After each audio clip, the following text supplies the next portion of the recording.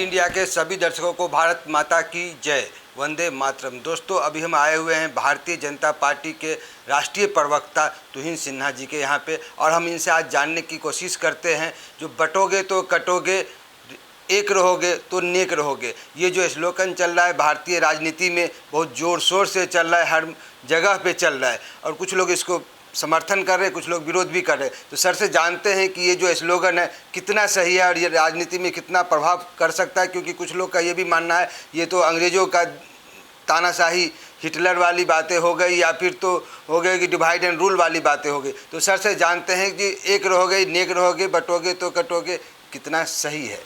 नमस्ते सर। नमस्ते सभी दर्शकों को नमस्ते, आपको भी नमस्ते। देखिए, पिछले कई दशकों से हिंदुओं को बांटने का एक खुला प्रयास चल रहा था कांग्रेस पार्टी के द्वारा, और ये राहुल गांधी के कार्यकाल में, राहुल गांधी जब से सक्रिय हुए हैं राजनीति में, उनका राजनीति का मूल मंत्र ही है केवल हिंदुओं को बांटना, हिंदुओं को प्रताड़ित करना। इसके मैं कई आपको उदाहरण दे सकता हूँ। पिछले साल जो है डीएमके ने सनातन पर प्रहार किया, उनके उदयनिधि स्टालिन ने कहा कि सनातन धर्म को ध्वस्त कर देंगे, इरेडिकेट कर देंगे। कांग्रेस पार्टी ने चुप्पी साध ली, उसको बढ़ावा दिया। उसके बाद जो है हमने देखा कि केरल में कसरगोद, जो कि राहुल गांधी की तब की कॉन्स्टिट्यूंसी बयानात से मात्र 100 किलोमीटर की दूरी पर थी, वहाँ आईयूएमएल ने खुलकर एक जुलूस निकाला था जिसमें हिंदुओं को मंदिर के बाहर मारने की बात कही गई थी। राहुल गांधी ने चुप्पी साध ली। और जो बाकी अन्य विषय हैं, भले वो इलीगल माइग्रेशन का है संथाल परगना के क्षेत्र में, पूरे पूर्वी क्षेत्र में, या फिर कास्ट सेंसस की बात होती है, राहुल गांधी की एक ही मानसिकता रही है, हिंदू समाज को किसी भी तरह से विभाजित रखना। जब कास्ट सेंसस की बात होती है तो मैं कास्ट सेंसस के विषय पर भी भाजपा का स्टैंड क्लियर कर दूं, हमने कभी कास्ट सेंसस का वैचारिक रूप से विरोध नहीं किया है, हम उसका समर्थन करते हैं। लेकिन कास्ट सेंसस की एवज में, कास्ट सेंसस के नाम पर जो लिपापोती कांग्रेस पार्टी करना चाहती है, हम उससे देश को आगाह करना चाहते हैं। आपको पता होगा, इनके जो कर्नाटक की सरकार है, यहाँ वो कहते हैं कि कास्ट सेंसस हो चुका है 1 साल पहले, लेकिन इनको सार्वजनिक करने का साहस नहीं है। छत्तीसगढ़ में जब इनकी सरकार थी तब वो कहते थे कि कास्ट सेंसस हो चुका है, सार्वजनिक करने का साहस नहीं था। क्यों? क्योंकि केवल इनके लिए कास्ट सेंसस महज एक लिपापोती का माध्यम है, लोगों को बांटने का माध्यम है। आपको बता दूं, 2011 में जब कास्ट सर्वे हुआ था राष्ट्रीय स्तर पर, तो उसमें लगभग 8.19 करोड़ त्रुटियां पाई गई थी, जिसमें अभी तक 1.5 करोड़ त्रुटियों का निदान नहीं पाया जा सकता है। क्या हम देश के भविष्य के साथ खिलवाड़ करें कांग्रेस पार्टी की तरह? हम चाहते हैं कि कास्ट सेंसस हो, लेकिन हम चाहते हैं कि त्रुटि मुक्त कास्ट सेंसस हो। जिस दिन हम कन्विंस हो जाएंगे कि अब हो सकता है, उस दिन हम इसको लागू करेंगे। लेकिन कांग्रेस पार्टी जो है, अगर आपको याद हो, वो आर्मी तक को नहीं छोड़ती है। राहुल गांधी का हाल फिलहाल का बयान था कि अग्निवीर स्कीम केवल इसलिए लाया गया है ताकि ऊंची जाति के लोग ऑफिसर बन पाए और जो पिछड़ी जाति के लोग हैं वो शहीद और अग्निवीर बने। उन्होंने मिस इंडिया प्रतियोगियों में जो है कास्ट देखना शुरू किया। 54 वर्षीय राहुल गांधी जाते हैं मिस इंडिया कंटेस्टेंट्स में, देखते हैं कि कौन कौन सी जाति की है। पत्रकारों को नहीं छोड़ा, एक पत्रकारों की सभा में पूछना शुरू किया कि आपकी जाति क्या है, आपकी जाति क्या है, और स्थिति ऐसी बिगड़ गई कि वहाँ हिंसा पर उतारू जो है जनता एक पत्रकार को मारने वाली थी। तो इस प्रकार की ओछी मानसिकता से हम हिंदू समाज को आगाह करना चाहते हैं।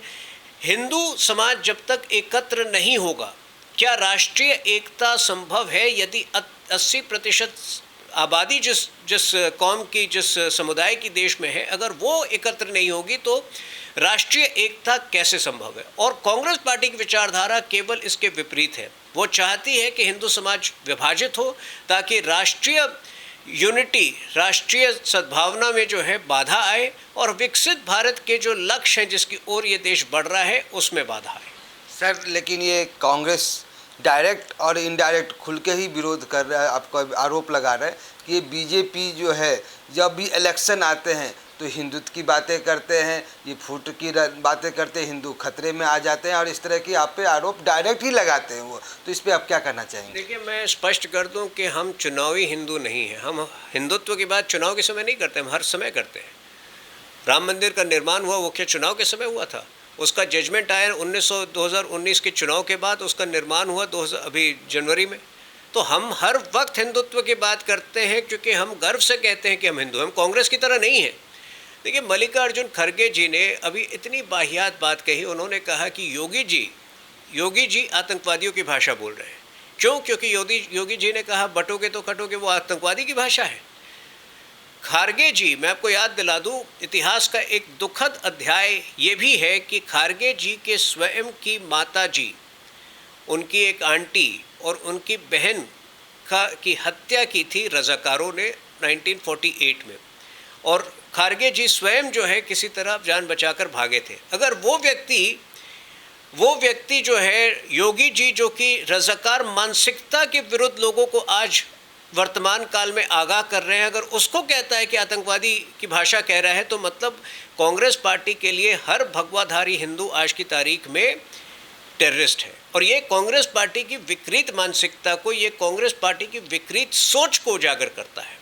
सर, लेकिन ये है कि बोलते हैं कि जो हिंदू खतरे में ये बीजेपी के आने के बाद आ गया, इससे पहले हिंदू खतरे में नहीं था। अगर हिंदू खतरे में ये बीजेपी के बाद ही आया है तो ये खतरा लेना ही क्यों? सरकार चेंज करते हैं और हम खतरे से मुक्त कर देंगे। मैं तथ्यों के आधार पर बात करता हूँ। आप 1951 का सेंसस देखिए, 2011 का सेंसस देखिए, निरंतर जो है हिंदू समाज की आबादी में गिरावट आ रहा है, और एक दो कौम है इनकी आबादी में निरंतर इजाफा आ रहा है।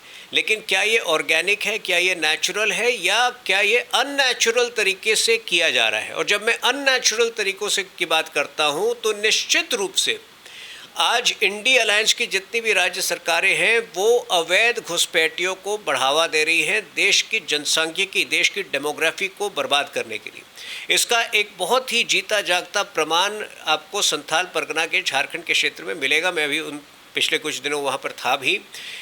जिस प्रकार से संथाल परगना के क्षेत्र में अवैध घुसपैठियों ने एक प्रकार से ज़मीन का कब्जा कर लिया है, एक नीतिगत तरीके से जिस तरह से वो प्रलोभित करके आदिवासी महिलाओं के साथ विवाह रचते हैं और उसके बाद उनके ज़मीनों पर कब्जा करते हैं, और कई जगहों पर सरपंच महिलाओं को बनाते हैं अपनी पत्नियों को, लेकिन प्रॉक्सी के ज़रिए खुद सरपंच का काम करते हैं अवैध घुसपैठी। आप समझ सकते हैं कि राष्ट्र के लिए कितना बड़ा खतरा है। अगर कांग्रेस अंधकार में जीना चाहे, इनकार में जीना चाहे, ये सब ये कांग्रेस को नहीं दिख रहा है, तो ये कांग्रेस का अपना सोच है। और इसीलिए मैं कहता हूँ कि वर्तमान कांग्रेस जो है वो देश विरोधी सोच को अपना चुकी है। उसको बहुत सारी चीज़ें जो देश में मंडराता हुआ खतरा है वो नहीं नज़र आ रहा है। तो आप अभी देख रहे थे तुहिन सिन्हा जी को, जो कि उनका मानना है कि एक रहोगे तो नीक रहोगे, संगठित रहोगे तो सुरक्षित रहोगे, और इन विचारधारा के हैं और राष्ट्रीय प्रवक्ता हैं, तो हम उनकी बातों को हम मानते हैं और हम अमल भी करना चाहिए।